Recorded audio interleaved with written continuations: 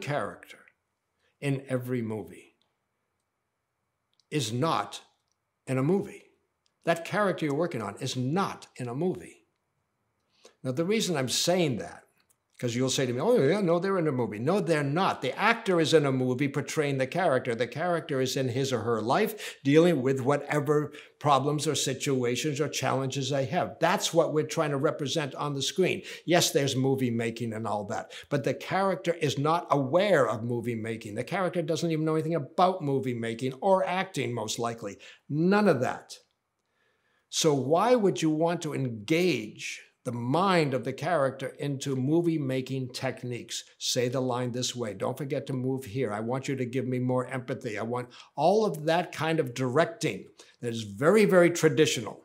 Directing actually keeps the actor further away from the character.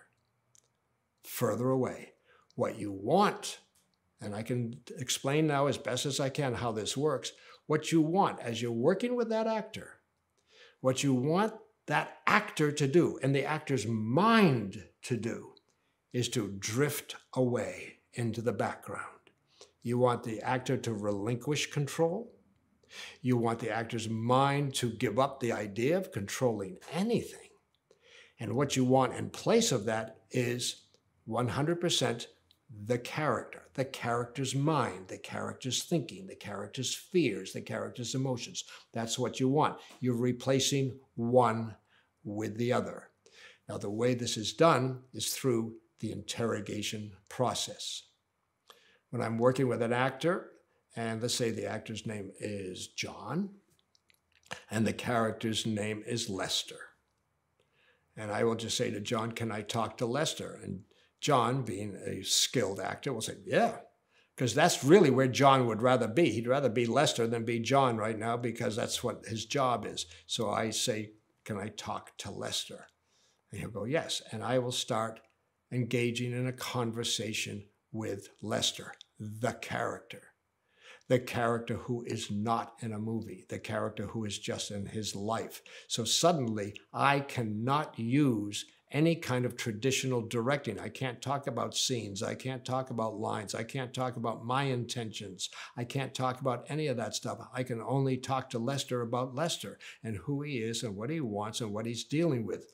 And by having this conversation with Lester, I will start to build. It happens very quickly.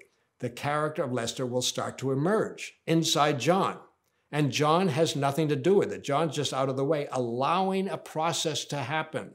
And Lester will start to emerge, and it'll go from just a conversation. Then it'll go into more of an interview, exploring things about Lester. And then it'll move into what's called an interrogation, where I am questioning, probing Lester about who he is and his motivations and why does he want that and why does he think that and what is the matter with him.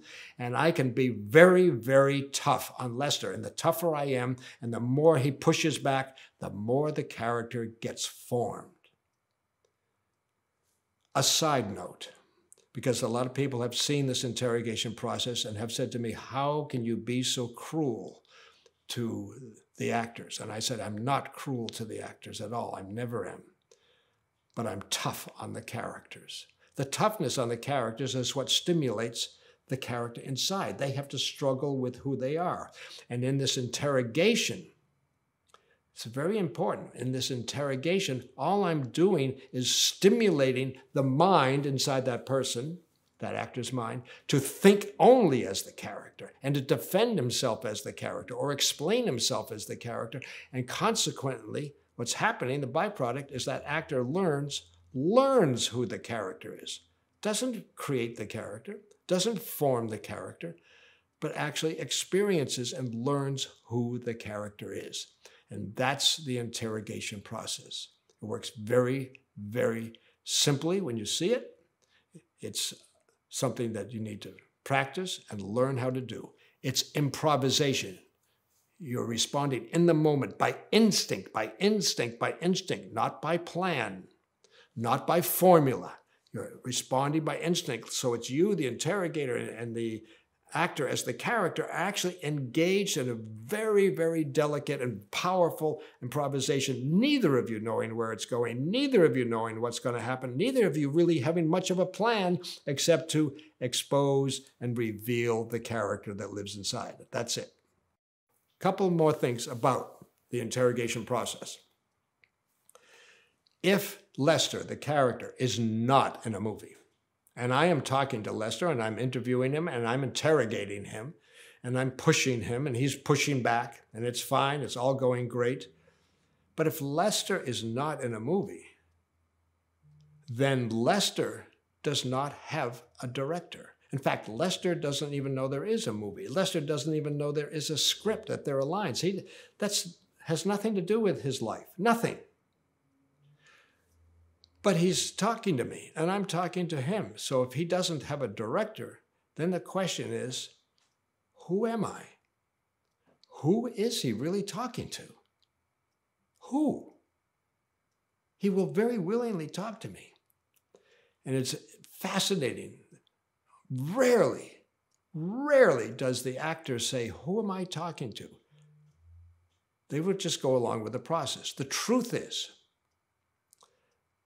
as I've studied characters and I've studied people and the psychology of people and relationships, one thing that's really clear to me in all my study of characters and peoples and relationship is, and I know this for myself, in my head, I have a lot of voices. I have voices that I talk to all the time and that talk to me. Coming to this interview today, running a little bit late, my voice, one voice in my head says, you're late. You're running late again, Mark. And so there are these voices. There are voices that criticize me. There are voices that praise me. There's a constant conversation going on. We all have that.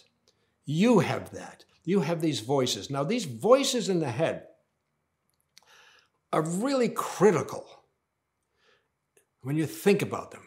First of all, the voices in your head know more about you than anybody else in the world. They do. They know your secrets, your fears, your shame, your goals, aspirations. They know everything. And you are constantly in conversation with them, and they are in conversation with you. So this is a rich terrain inside you, or a rich terrain inside each character. So now I look at a script, and I look at the script, I look at all these characters, I said, they must have these voices.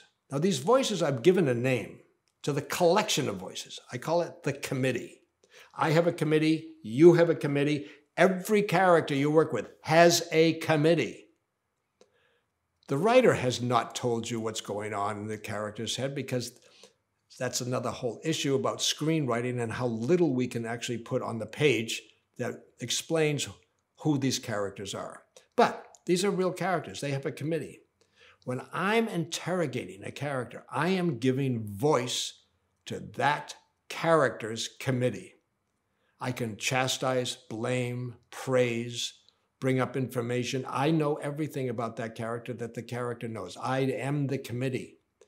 So what I'm doing is I'm stimulating and forming not the character. I'm forming the committee of the character that the character has to deal with. And that's how the character is formed, from deep, deep inside the character. And that's why the actors, many times when they go through this process, they're surprised by what comes out. They're surprised at the development of the characters. They're surprised by the complexity and the contradictions within the characters, all of which are beautiful. So they experience the character that actually lives inside them, and their job is to just release it.